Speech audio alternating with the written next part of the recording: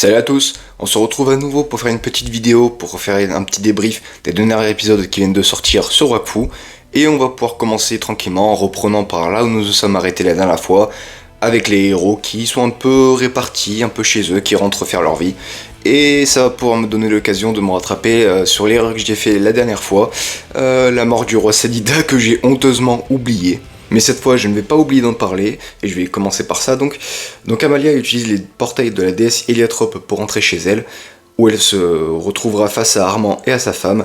Armand qui lui apprendra donc un peu de la pire des façons que leur père est mort, qu'il a rejoint leur mère à côté du tombeau familial. Et donc Amalia, toute contente, va aller le rejoindre et découvrir donc que son père est décédé. Et cette scène qui nous fait passer encore Armand pour le pire des enfoirés a, je l'espère, trouvé une belle conclusion à cette dispute, puisque nous avons Armand qui rejoint Amalia sur la tombe et qui vide entièrement son sac, qui lui explique que il a toujours été jaloux d'elle, de sa liberté, que leur père l'a préféré à lui, parce que lui en fait il a été élevé simplement dans le but de devenir roi en fait. Voilà, c'est le concept de famille royale, il faut un héritier pour le trône, et Amalia c'était vraiment la petite fille qui pouvait s'évader de cette condition, qui même a embrassé le rêve que peut-être même toute la famille royale Sadida a toujours rêvé, c'est de pouvoir lâcher prise, de trouver un peu une liberté dans tout cet univers réglementé et strict. Et donc j'espère vraiment que cette scène permettra enfin d'enterrer la hache de guerre entre Amalia et Armand, surtout que même si Armand a un côté vraiment très, très con, on ressent quand même qu'il a beaucoup d'affection pour sa sœur, et donc j'espère qu'avec cette 4ème saison, on aura enfin un point final à cette dispute entre les deux, et qu'ils pourront définitivement s'apprécier, parce qu'on ressent vraiment de l'affection entre les deux. Passons maintenant à la famille Perceval, et tout comme les deux derniers épisodes, la famille continue toujours de tenir un rôle comique. Donc les Perceval finissent donc par rentrer chez eux, et découvrent que leur maison a été entièrement reconstruite. Et quelle fut pas leur surprise de découvrir que c'est Poe qui a entièrement reconstruit leur maison, et qui leur explique donc qu'il est extrêmement fan d'eux, qui leur rappelle bien qu'il est très très fan d'eux, et donc qui essaie de les amadouer pour pas se faire casser la gueule encore une deuxième fois. Spoiler alerte, il ne va pas en rééchapper. Et donc on a un peu des scènes de légèreté avec la famille Perceval qui vient casser le ton très sérieux des deux épisodes, du ton global en fait de cette saison 4 beaucoup plus sombre. Donc la famille tient un rôle beaucoup plus comique, donc avec ces petites scènes de reconstruction de leur maison, qui permet aussi un peu en même temps comique de leur permettre de se rétablir après une saison 3 où ils ont pris vraiment cher.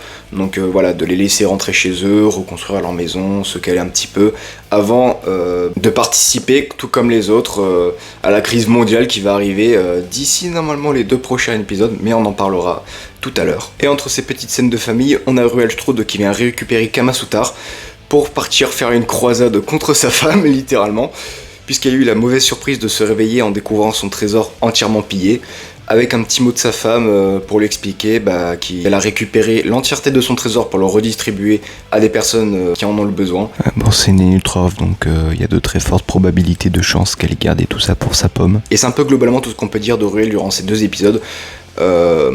Personnellement, j'ai toujours encore du mal avec sa voix, même beaucoup de mal.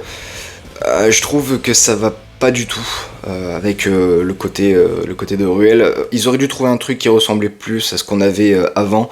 Ils avaient même un imitateur apparemment, donc de ce qu'a pu dire un collègue youtubeur. Donc ils avaient trouvé un imitateur, mais vu qu'il ressemblait beaucoup trop à la voix d'une personne qu'ils ont côtoyée pendant plusieurs années, ça leur faisait bizarre. Donc tout simplement ils n'ont pas décidé de le garder et de prendre une nouvelle personne, mais la voix, ça va pas du tout, ça part trop dans des variations, je trouve. D'un côté un peu, parfois la voix un peu grave, et ensuite ça fait « je suis vieux, je suis un vieux pépé », c'est bizarre, très très bizarre. Voilà, globalement je n'ai pas du tout apprécié la voix de ce nouveau doubleur. Dites-moi si vous le trouvez plutôt bien, ou même si vous partagez la même opinion que moi. Je vous laisse débattre de ça dans les commentaires. Voilà, donc fin de cette petite parenthèse, on peut revenir à Ruelstrud, même si en vérité on a déjà tout dit de lui dans ces 2 épisodes. Mis à part une petite scène où il rencontre le personnage mystérieux qu'on a vu dans les 2 derniers épisodes. Personnage mystérieux qui semble le connaître, en même temps un assassin qui connaîtrait un Énutrophe qui a un peu parcouru le monde pendant très très longtemps, qui était connu comme mercenaire, chasseur de primes.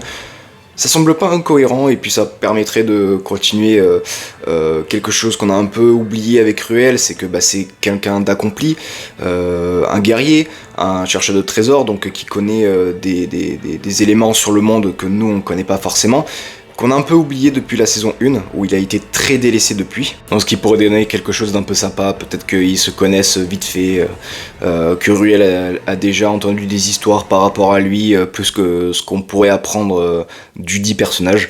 Donc voilà, moi je pense que ça pourrait être un petit peu sympa, qu'il y ait quelque chose entre les deux. Et donc ce personnage continue sa route, comme il a commencé la dernière fois, en direction de la maison de la famille des Perceval. Mais tout d'abord, il marque un arrêt dans une forge pour récupérer son arme, une arme visiblement légendaire qui a permis de tuer de nombreux rois et reines. Et encore une fois, je sais pas vous, mais moi dans l'apparition de ce personnage, dans la scène qu'on a eue, j'ai un peu ressenti les mêmes choses que la dernière fois, c'est-à-dire qu'on a vraiment un aspect du personnage très calme, très posé, qui dégage une puissance passive de dingue. On sent que le personnage est très charismatique, pourtant il fait pas grand chose à part marcher. Même s'il a jeté 2 caillasses la nuit et que le lendemain ça a assommé 2 gardes, ça c'était quand même vachement balèze. Le personnage n'a encore rien fait concrètement, mais on sent que le mec est tout simplement dingue. Et j'ai très hâte d'être dans les 2 prochains épisodes pour en apprendre plus sur lui, parce que c'est évidemment le cas que dans les 2 prochains épisodes, il va enfin arriver chez la famille Perceval. Et tout comme Malek, qui je pense c'est son personnage préféré, puisqu'il nous a dit qu'il a un personnage préféré qui est dans la saison 4 et qu'on n'en avait pas encore entendu parler. Je pense que c'est lui. Déjà pour le côté très charismatique du personnage, c'est vrai qu'il dégage quelque chose, mais il faut un peu plus que ça. Et tout comme beaucoup de gens en ont parlé, je pense, et moi aussi c'est ce que je pense, qu'il peut être potentiellement le père d'Évangéline. D'ailleurs, il me semble que je me sois trompé, parce que j'avais dit que c'était un forge-lance, et tout compte fait, il s'agit d'un Kra.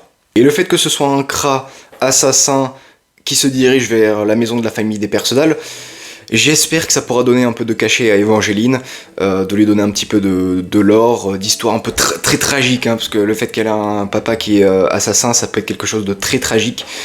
Donc ouais, j'espère que ça va donner quelque chose d'incroyable d'ici les 2 prochains épisodes, j'ai très hâte d'y être. Et d'ailleurs, autre chose que j'ai hâte de voir dans les 2 prochains épisodes, c'est enfin de voir sortir Hugo de sa dimension de la déesse Héliatrope, parce que visiblement il adore passer sa vie là-bas.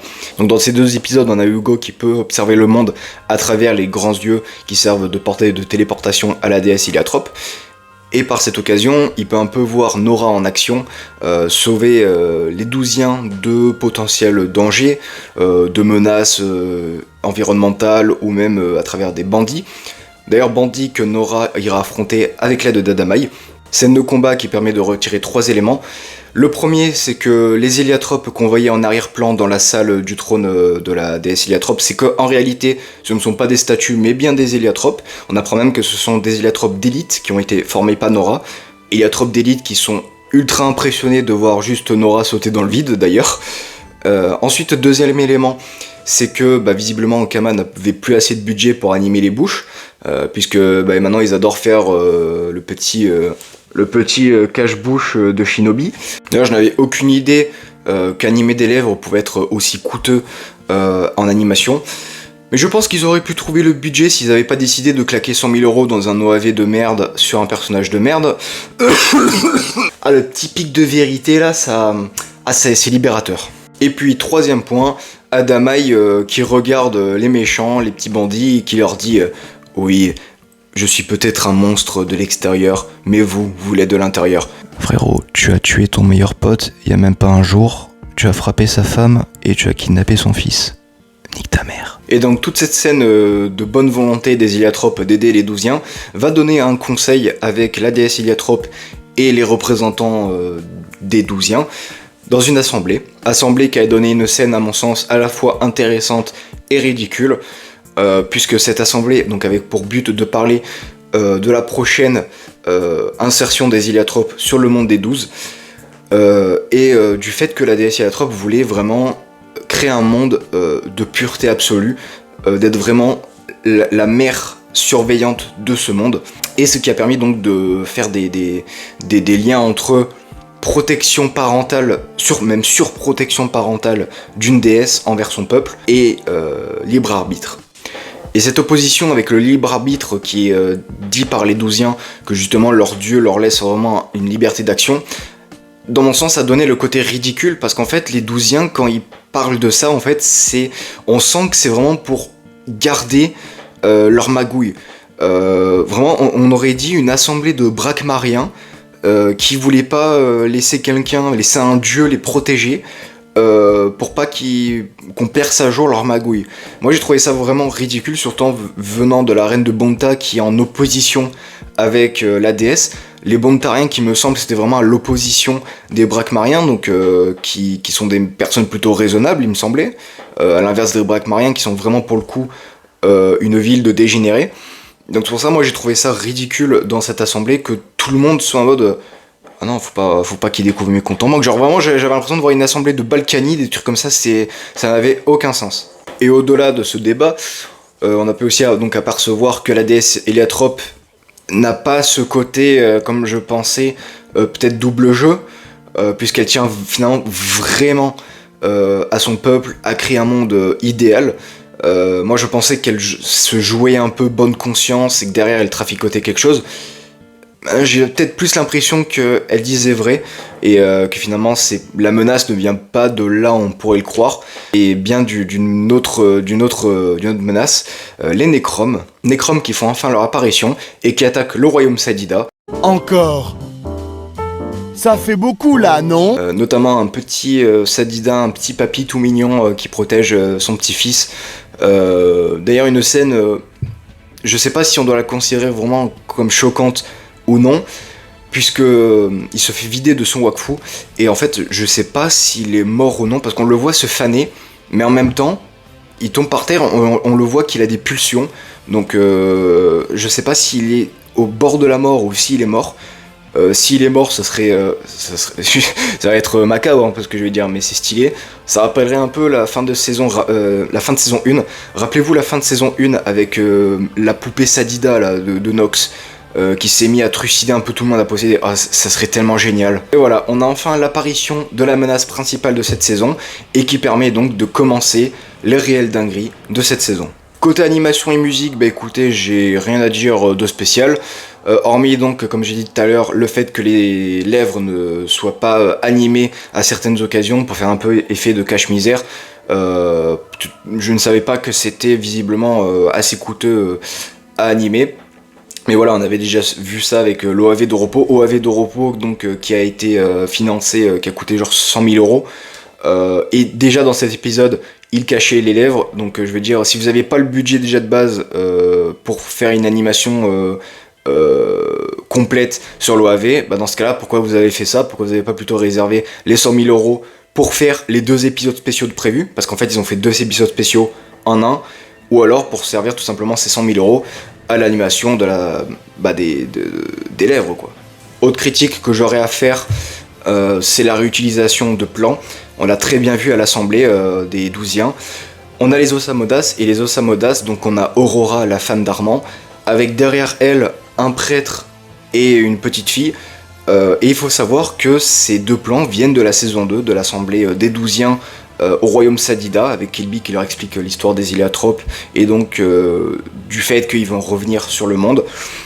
Et en fait, tout simplement, cet homme et sa petite fille, c'est Aurora et son père. Sauf que là, en fait, on a Aurora adulte, et même on a un autre Samodas qui arrive, et elle a dit « Coucou papa ». Donc en fait, on a 2 fois Aurora et 2 fois son père. Et genre on peut même pas dire oui non mais c'est pas vrai, c'est pas le cas, genre c'est pas leur père. Non, ça a été acté que l'Osamodas qui ressemble à un prêtre et la petite fille derrière, c'est Aurora et son père. Donc là on a littéralement 2 fois les mêmes personnages. Après nous avons des nouveautés qui sont vraiment la bienvenue dans cette saison 4. Par exemple dans le début de l'épisode 4, on a une petite vidéo qu'on a déjà vue sur les réseaux sociaux, si vous suivez Todd sur Twitter. Un extrait vidéo en musique qui explique vraiment le lore du cosmos, la naissance des Héliatropes, des dieux, le fait qu'elle a été emprisonnée par les dieux et par l'antagoniste qu'on voit donc pour la première fois dans cette saison. et Nora qui vient la libérer. Donc quelque chose qui casse un peu avec ce qu'on voit d'habitude dans Wakfu, et c'était, écoutez, ma foi, une vidéo très sympathique et vraiment la bienvenue. Donc voilà, j'ai pas grand chose à dire de plus sur ces 2 points. On a le scénario qui enfin commence à péter avec la venue des Necroms. On a les personnages qui font un petit peu leur vie de leur côté, mais qui vont très prochainement se retrouver pour affronter cette menace. Donc voilà, dans l'ensemble, on a 2 épisodes encore très sympathiques. Les 2 prochains épisodes qui vont arriver vont marquer la moitié de saison, et j'en profiterai donc pour faire, comme d'habitude, une analyse des 2 saisons, et donc marquer le bilan et dire, voilà, quels sont les points forts et les points faibles de cette partie, de cette première partie de saison. Voilà, d'ici là, moi j'espère vous revoir dans les prochaines vidéos qui vont arriver. J'ai essayé de faire un format un petit peu différent de la dernière fois où je faisais simplement une analyse de l'épisode 1, épisode 2. Là j'ai essayé de faire ça plus en partie, voilà, faire Amalia, Tristepin et sa famille, Hugo, Ruel, les personnages qui arrivent, et à la fin parler un peu de l'animation, de la musique, de ce qui peut coller, de ce qui colle pas. Donc voilà, faire un petit peu un truc différent et peut-être plus agréable à regarder. Donc j'attends ça dans les commentaires. Voilà, j'espère que vous écrirez quelques petits trucs pour me dire, voilà, si vous êtes d'accord avec moi sur certaines choses que j'ai pu dire, si vous n'êtes pas d'accord, votre ressenti sur cette saison pour l'instant, et potentiellement me dire ce que je pourrais améliorer dans le format. Donc voilà, n'hésitez pas donc à liker, à commenter, à vous abonner, et moi sur ce, je vous dis à la prochaine pour faire le bilan de cette première moitié de la saison 4 de Wakfu. Ciao!